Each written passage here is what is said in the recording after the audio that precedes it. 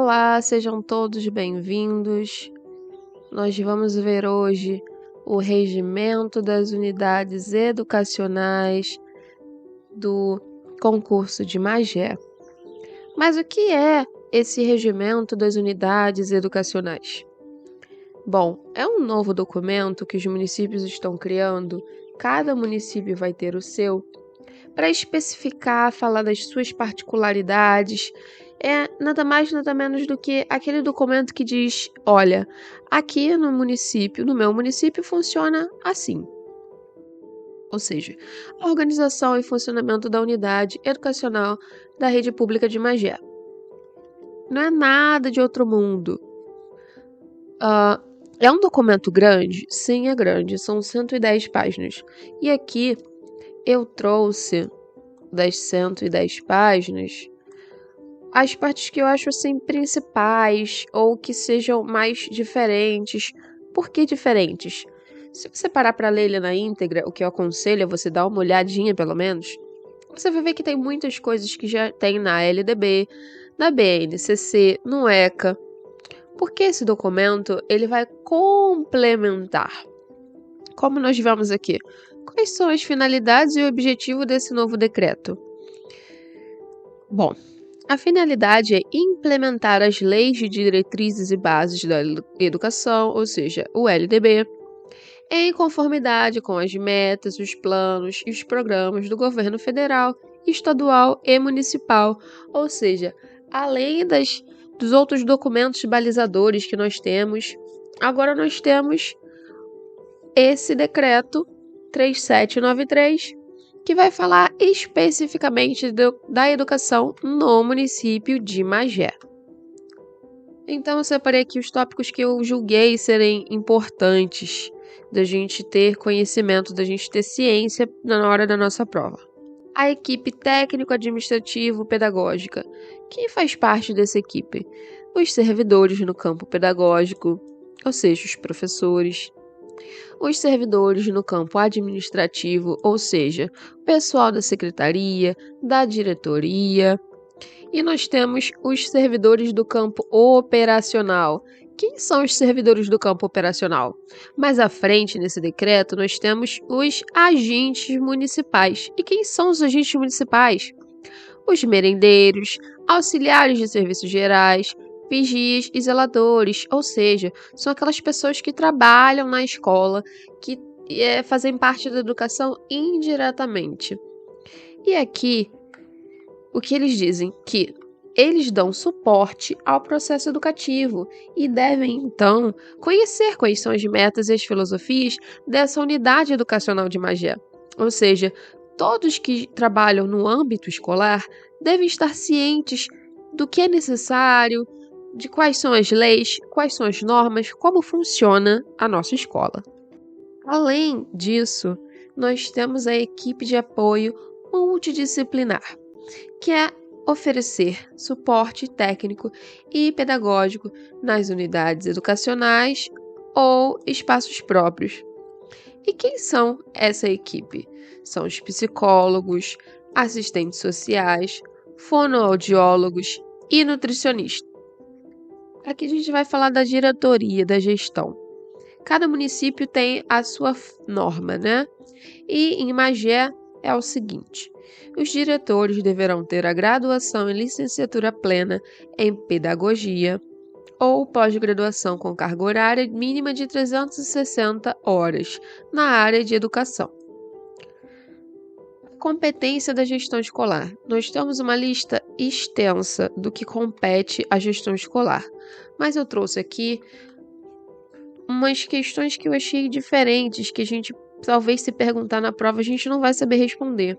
Então, vamos dar uma olhadinha aqui, que é o PCERE. Mas o que é isso? Cumprir o Programa de Combate à Evasão e Repetência Escolar. Nossa, mas eu já ouvi isso com outro nome. Sim, tem outros nomes, mas em Magé se chama PCERE. Também nós temos em Magé o RPP, que é o seguinte: o regime de progressão parcial, ou seja, para os alunos que ficaram de dependência. Mais à frente a gente vai ter uma explicação detalhada sobre isso.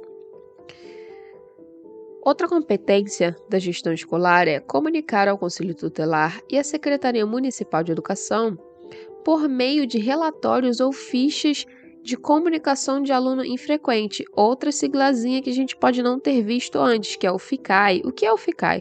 A ficha de comunicação de aluno infrequente. E quando a gente vai usar? Quando a gestão vai usar essa ficha? Em caso de maus tratos, em caso de omissão dos pais, ou seja, a gente tenta se comunicar com os pais e nunca consegue achar os pais da criança.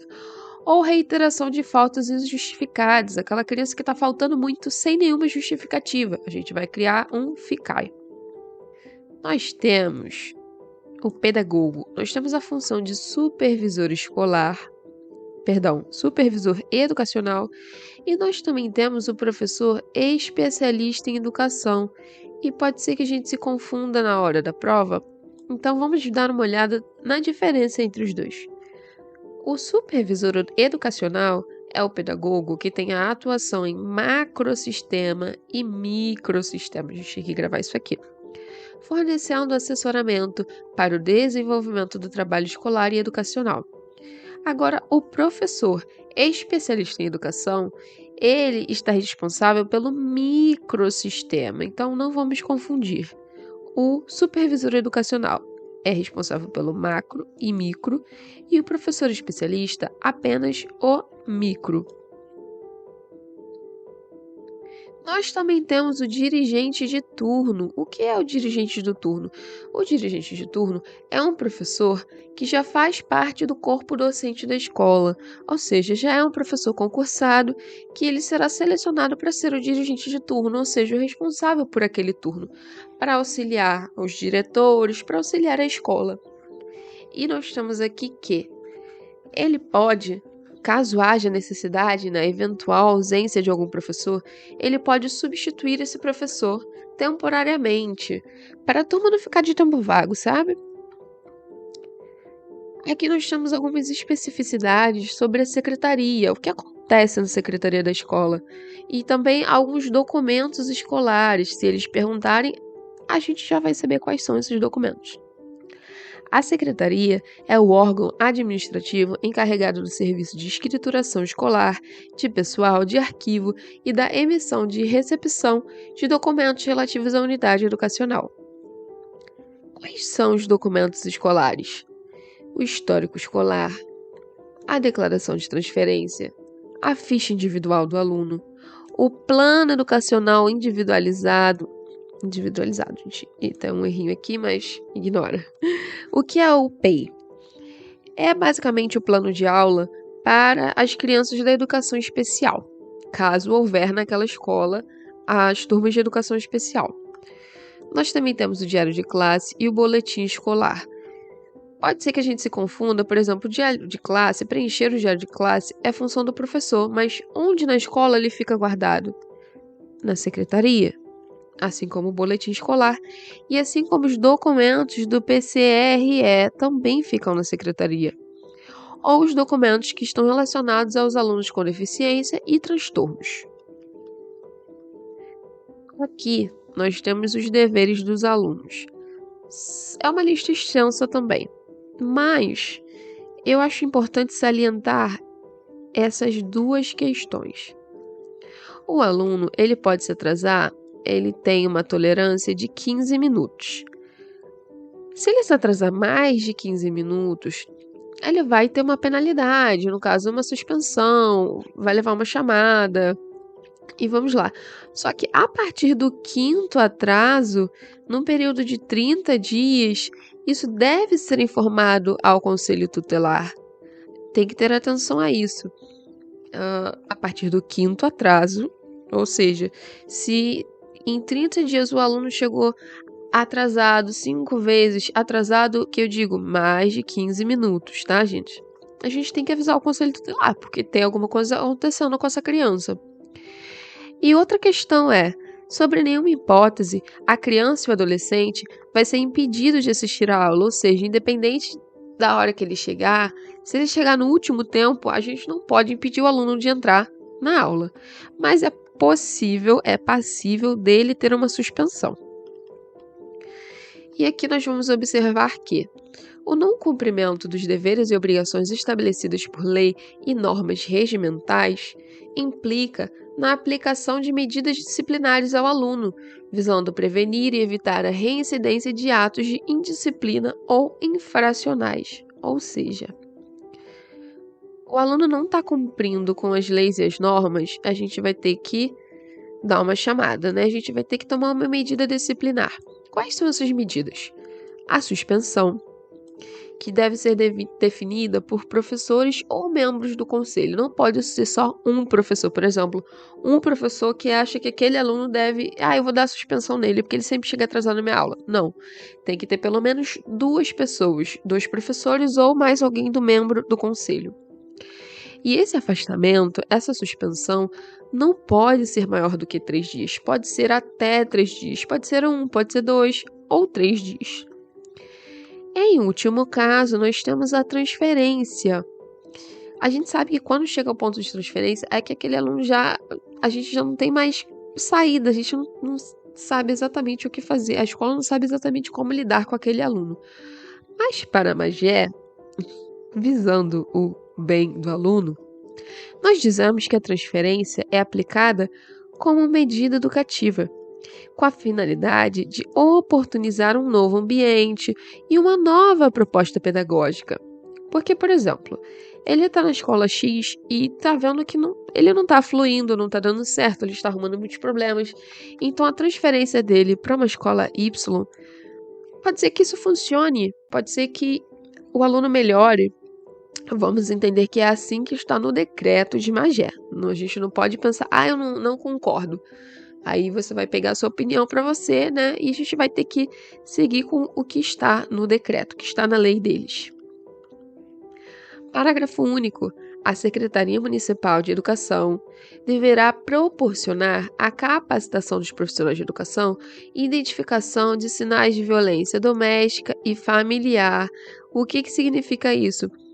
Vão ser ofertados aos professores um curso, uma capacitação para que a gente consiga compreender, analisar e identificar quais alunos estão sofrendo violência doméstica, abusos e como a gente vai abordar esse aluno, o que a gente vai fazer nessa situação, ok?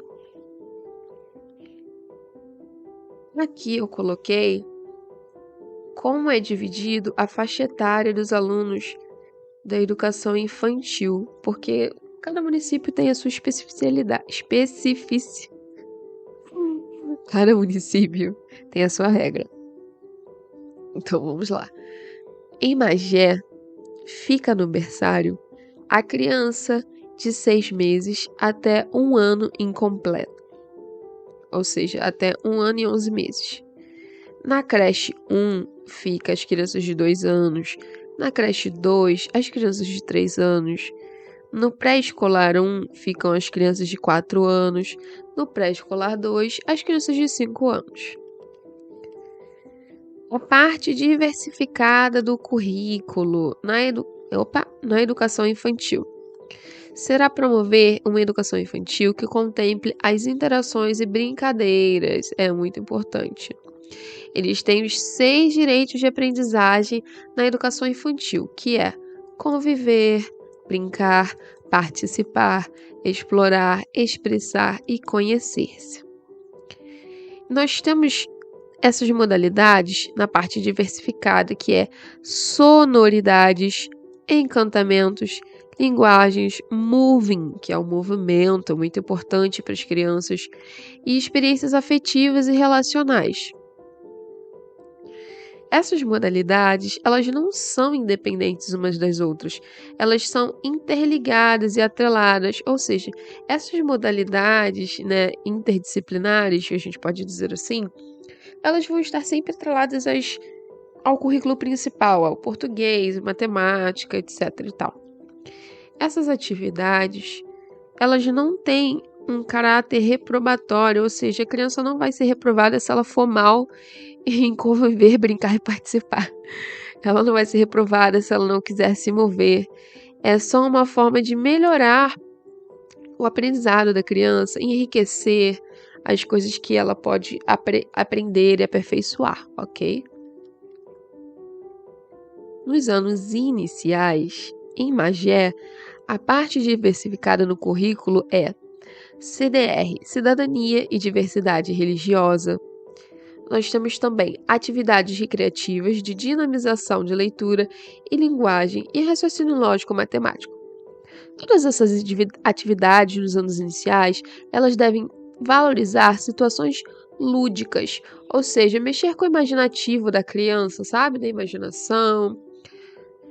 Já a parte diversificada nos anos finais do ensino fundamental é um pouco diferente. Nós temos, além do CDR, que é a Cidadania e Diversidade Religiosa, nós temos também o HGTM, que é a História, Geografia, Turismo e Meio Ambiente de Magé, e o ECAI, Ensino de História e Cultura Africana, Afro-Brasileira e Indígena.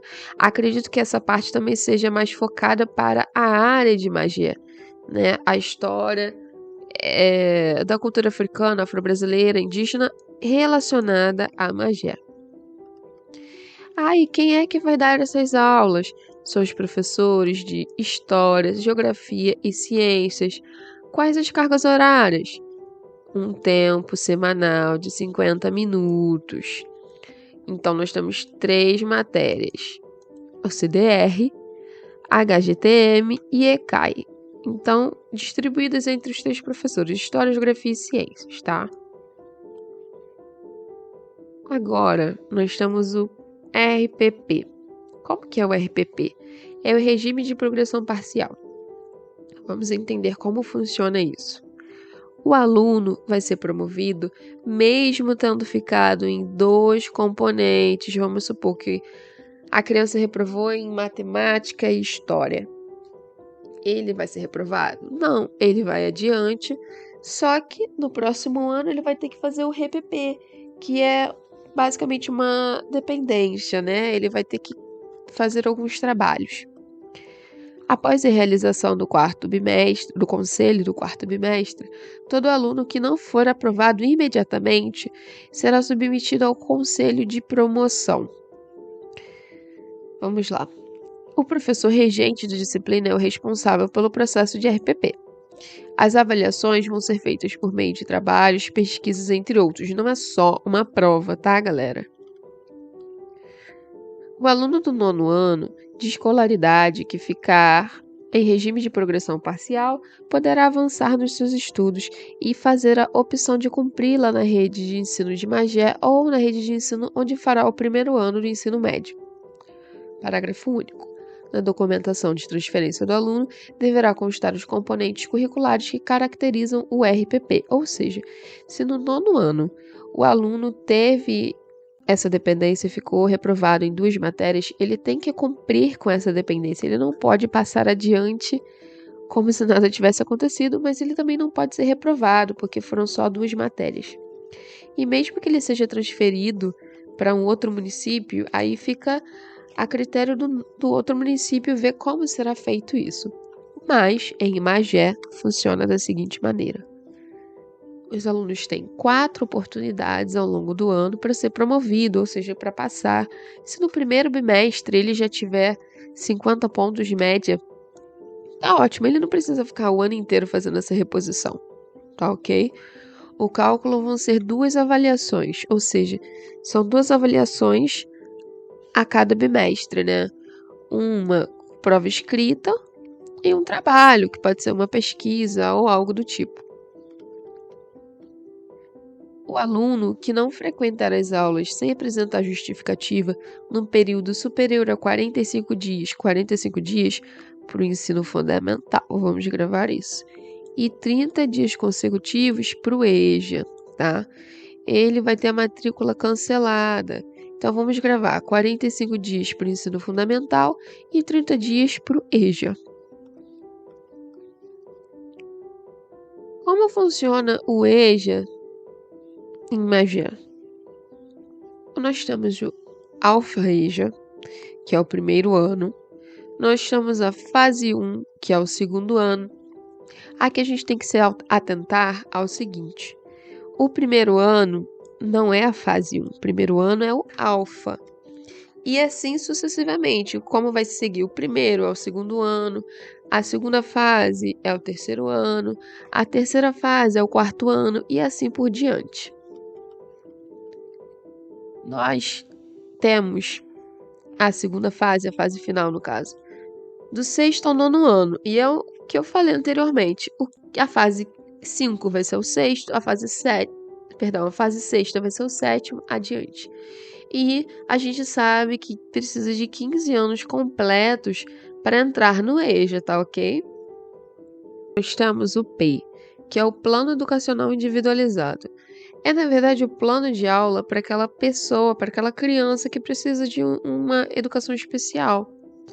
Esse é um documento anual, constituído de forma coletiva pelo professor especialista de educação. Ó, tá aí mais uma coisa que o professor especialista faz. Pelo responsável do aluno e pelo professor regente da classe e da sala de recursos multifuncionais, ou seja, na sala de recursos multifuncionais vai ter um professor também para auxiliar nessas questões.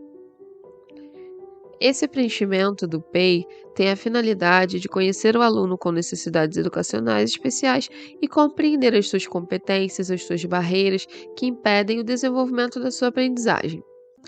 Também é possível a redução provisória da carga horária. Pode ser que o aluno não tenha um rendimento tão alto se ele ficar lá 1 hora. Mas, de repente, o professor vê que em meia hora ele consegue pegar aquilo tudo. Então, é possível ter uma redução dessa carga horária. Em Magé, nós também temos a escola integral e tempo integral. Algumas escolas vão ser de tempo integral. E aí nós temos que é um turno único, caráter não optativo, ou seja, aquela escola que for de tempo integral, o aluno que se inscrever lá sabe que lá é tempo integral. Ele não pode decidir estudar lá e não estudar em tempo integral, estudar em turnos. Ela tem uma carga horária ampliada. Qual é essa carga horária? Jornada mínima de 7 horas. Essas atividades complementares do turno único, elas têm que priorizar o acompanhamento pedagógico em português e matemática de maneira lúdica e o desenvolvimento de atividades nos campos de artes, cultura, esporte, empreendedorismo, lazer, entre outros, impulsionando a melhoria do desempenho educacional. Ou seja, não é só tacar um monte de matéria aleatória só porque a criança está lá em tempo integral. A gente vai ter um foco maior em português e matemática de forma lúdica. Não adianta também a gente dar 7 tempos de português e de matemática sem uma brincadeirinha, sem um filme, uma atividade diferenciada, senão a criança não consegue aprender e também cansa, né? O ano e o semestre letivo só vão ser encerrados em todas as etapas e modalidades quando forem cumpridos todos os dias letivos, a carga horária trabalhada, as habilidades previstas para cada área do conhecimento. Ou seja, se chegar no último dia de aula e eles perceberem, olha, tá faltando tantas horas, a gente vai ter que preencher de alguma forma, olha, o não cumprimento de qualquer exigência contida deve ampliar as suas atividades para além da data de encerramento do ano prevista no calendário. Se ficar faltando 2 horas ou 20 horas, eles vão ter que fazer mais atividades, mais aulas, ou de repente uma feira. Eu não sei como isso vai ser feito e também não está especificado. A gente só tem que entender isso, que se não for cumprido, vai ter que ser cumprido de alguma forma. Não pode passar com horas a menos, a gente pode passar com horas a mais.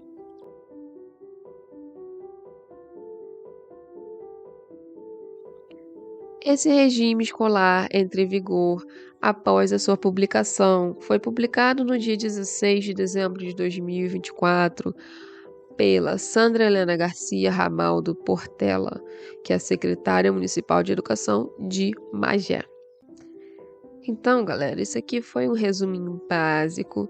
Eu aconselho vocês lerem, pelo menos por alto, são 110 páginas. Aqui eu trouxe algumas questões que achei pertinente que podem cair na nossa prova, tá bom? Eu vejo vocês no próximo vídeo. Tchau, tchau. E boa prova para todos.